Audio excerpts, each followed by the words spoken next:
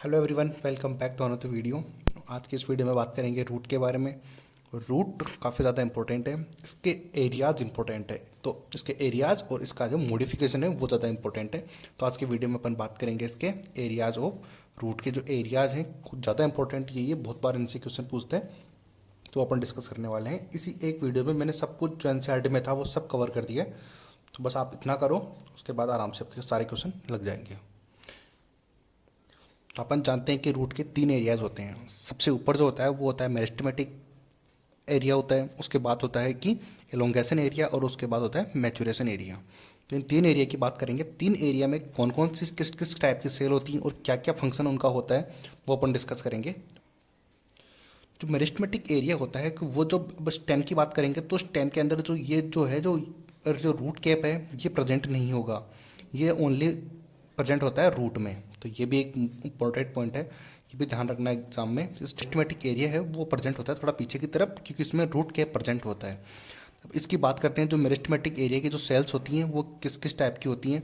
तो एक तो होती है ये वेरी स्मॉल, बहुत बार स्टेटमेंट में ये क्वेश्चन पूछते हैं, ये चार ठीक है। तो इसकी सेल्स होती है बहुत स्मॉल होती हैं, जो स्मॉल है तो अच्छी बात है। अगली बात करते हैं डेंस प्रोटोप्लाज्म होगा। डेंस प्रोटोप्लाज्म ऑटोमेटिक होगा क्योंकि छोटे छोटे सेल हैं तो उनमें प्रोटोप्लाज्म बहुत ज़्यादा होता है। ठीक है, मैं बताऊंगा आगे थोड़ा सा और इसकी ट्रिक। और जो थिन वॉल होती हैं बिल्कुल जो पतली हैं तो वॉल भी पतली होगी। और बात करते हैं कि life time grow capacity present होती है प्लांट्स में, कि ये बहुत ज़्यादा इंपॉर्टेंट पॉइंट है। स्टार भी यहाँ पे लगाए हुए हैं, क्योंकि प्लांट जो है पूरे लाइफ टाइम ग्रो करता रहता है। कि ह्यूमन होता है उनकी ग्रोथ तो एक लिमिटेड टाइम के बाद रुक जाती है, लेकिन प्लांट में ऐसा नहीं होता, वो पूरे लाइफ टाइम ग्रो करते रहते हैं। ठीक है, अब बात करते हैं कि इनका प्रोटोप्लाज्म डेंस क्यों होता है, बहुत ज़्यादा इनमें प्रोटोप्लाज्म क्यों होता है। क्योंकि जब आपने सेल में पढ़ा होगा कि सेल डिवाइड तभी करती है जब वो सेल अपने खुद के ऑर्गेनल्स पर कंट्रोल नहीं कर पाती।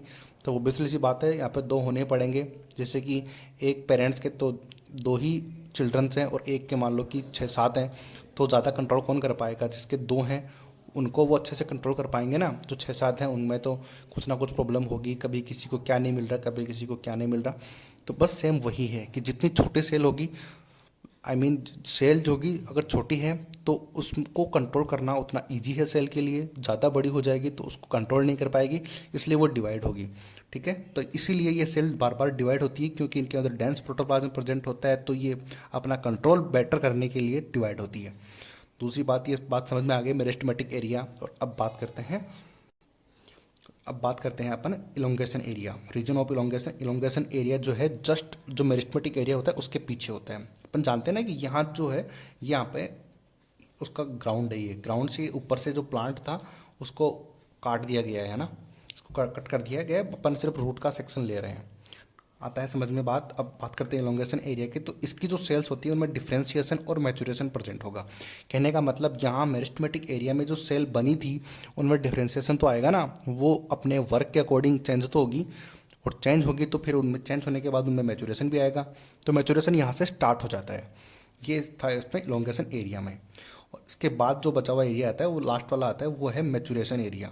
यानी कि मैचुरेशन स्टार्ट यहाँ होता है लेकिन कंप्लीट मैचुरेशन होगा वो इस एरिया में होगा। तो इसमें क्या होता है कि मैक्सिमाइज वॉल, जो वॉल होगी सेल की वो एकदम मैक्सिमम लेवल पे हो जाएगी, यानी कि जितनी उसमें वॉल बननी है वो बन चुकी है। और वैक्यूल है ये, और वैक्यूल और जो वॉल हैं जितनी प्लांट्स में होती हैं बननी है उतनी कंप्लीट हो जाएगी इस एरिया में। नाम से ही है यार मैचुरेशन, यानी कि सेल कंप्लीट मैच्योर इस एरिया में होगी। ठीक है, तो अब इसमें अब ये हल्का सा पॉइंट ये है, ये भी बहुत इंपॉर्टेंट पॉइंट है। कैसे, ये रूट हेयर्स क्या होते हैं कि अब देखो, absorb water and minerals from soil. ये जो रूट हेयर होते हैं ये जो है वाटर एब्जॉर्ब करते हैं और मिनरल्स एब्जॉर्ब करते हैं सॉइल से। तो आपको एग्जाम में क्वेश्चन पूछे कि को ऐसा कौन सा पार्ट है जहाँ पर वाटर एंड सॉइल का एब्जॉर्प्शन होता है। एक तो रूट हेयर अगर ऑप्शन में है तो अपन इसको टिक करेंगे। अगर वहाँ पर हेयर रूट हेयर नहीं है, तो अगर वहाँ पे मैचुरेशन एरिया है तो अपन इसको एक टिक करेंगे, क्योंकि ये मैचुरेशन एरिया में ही रूट हेयर प्रेजेंट होते हैं। और कभी कभार तो क्वेश्चन ये भी पूछते हैं कि रूट हेयर प्रेजेंट होते हैं, तो एरिया के नाम दे देंगे तीन, तो ये एक अलग दे देंगे, रूट कैप दे देंगे। तो उसमें कौन से एरिया में प्रेजेंट है, तो ये प्रेजेंट है मैचुरेशन एरिया में। आई होप कि ये समझ आया होगा आपको, काफ़ी ज़्यादा इंपॉर्टेंट थी। मिलते हैं अगले वीडियो में, थैंक यू सो मच।